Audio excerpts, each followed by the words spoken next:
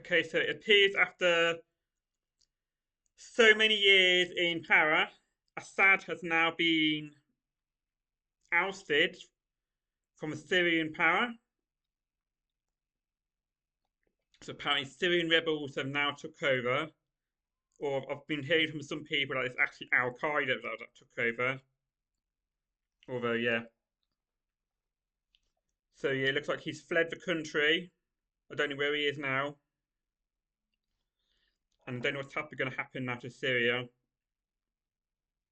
So let's see what's going to happen now. So Bashar al-Assad reported to have fled Syria as rebels say they have captured Damascus. Celebrations on the streets of Syrian city as Assad regime. That's got two as is there. As Assad regime has appears to have fallen. The Syrian president Bashar al-Assad is believed to have fled the country after his family has ruled over 50 years. Bloody hell, didn't know that. As rebels say they have captured the capital after a lightning advance completed in just under 2 weeks. Bloody hell. Excuse me. Two senior Syrian officers told Reuters that Assad has fled Damascus, his destination unknown, and his current whereabouts is unknown as well at the time of this. The report could not be independently verified. The senior Emirati diplomat Anwar Gargash declined to say whether Assad was fleeing to the United Arab Emirates. When people ask where is Bashar al-Assad going to, I'll say, when you really look at this is really at the end of the day a footnote in history, he told reporters at a conference in Bahrain. The Syrian leader had been publicly absent as Islamist militant insurgents spearheaded a sweeping offensive that began in a small enclave in northwestern Syria and within 11 days appeared to have toppled Assad's rule. Appeared to. So, in their first announcement on state television following the offensive that took the world by surprise, rebels said they had ended Assad's 24-year authoritarian rule. 24 years in power, eh? A group of people was shown at the state television news studio, with one reading a statement from the Damascus Conquest Operations Room, announcing the liberation of the city of Damascus and the fall of a tyrant Bashar al-Assad, and the release of all the unjustly detained from the regime prisons, calling on fighters and citizens to safeguard the property of a free Syrian state. But is it free though? Okay, we will see. Syria's army command notified officers on Sunday that Assad's regime had ended. A Syrian officer who was informed of the move that Reuters, but the Syrian army later said that it was continuing operations against terrorist groups in the towns of Hama and Homs and the Dara countryside. Rebels said they had freed prisoners from Damascus's the notorious Sednai prison, regarded as a symbol of the Assad regime's brutality, while video from Damascus showed a man climbing on top of a hospital sign to tear down a poster of Assad's face.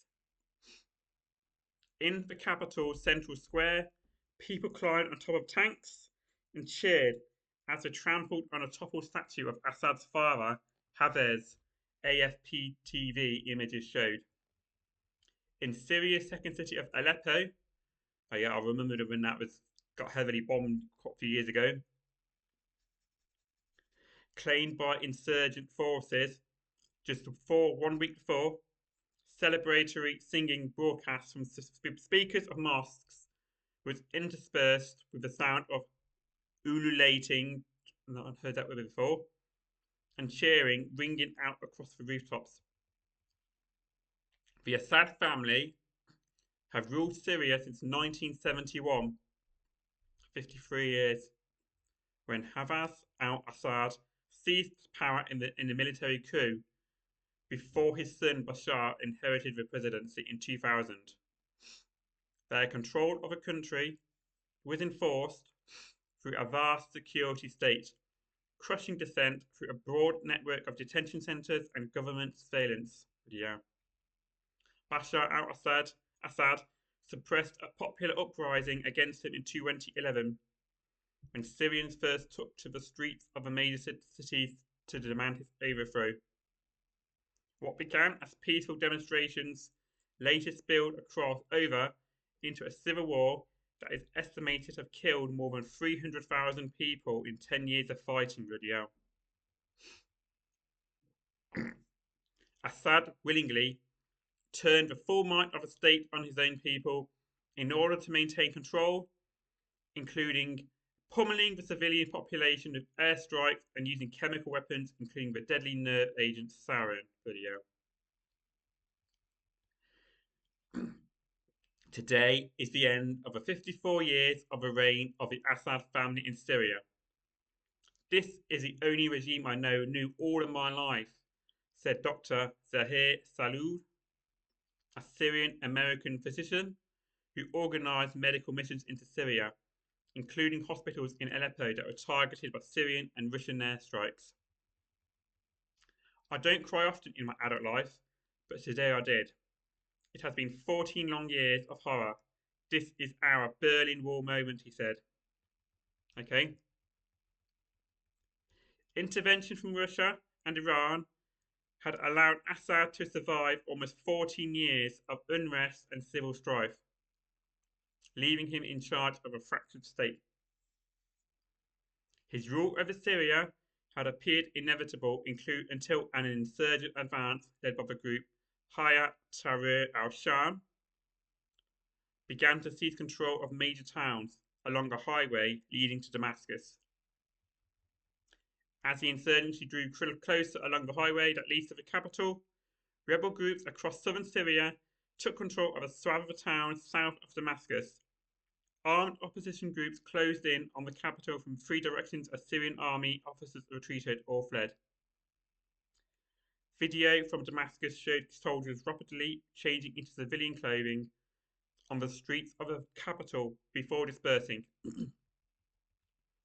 The Prime Minister, Mohammed Ghazi Jalali, said in a video statement that the government was ready to extend its hand to the opposition, offering to work with a transitional government. I am in my house and I have not left, and this is because of my belonging to this country, Jalali said, without addressing Assad's whereabouts.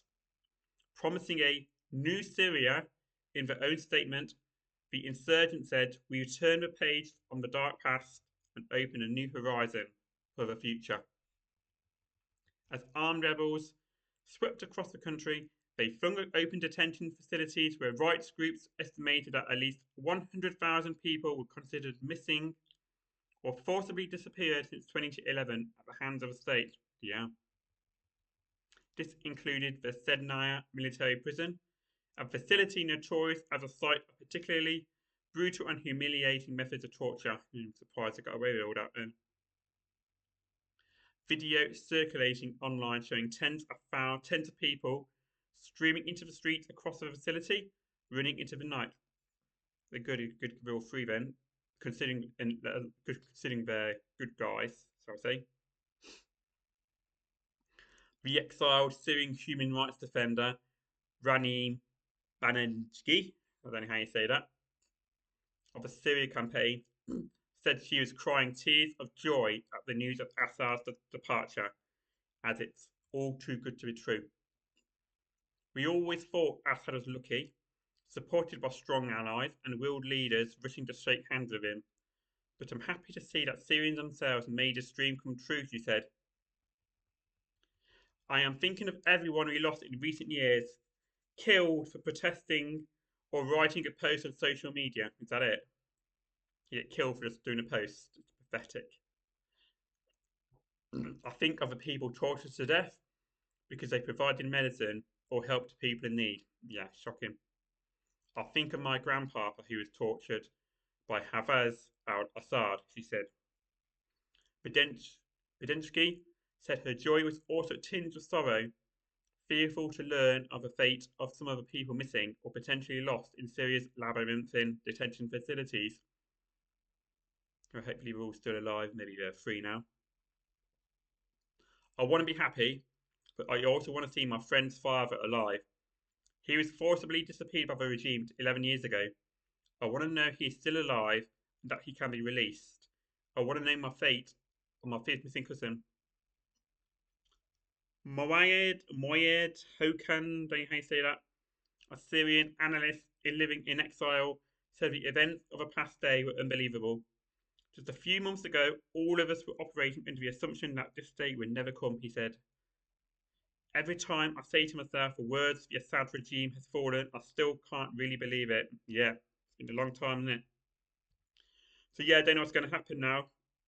Like I said earlier, as far as I know, it's Al Qaeda have actually took over, so that's probably worse. So I don't know if that's actually true or not. These rebels, hopefully, the people in Syria can live peacefully. I mean, all we need now is that for Netanyahu and for Putin to fall now as well. So yes, good.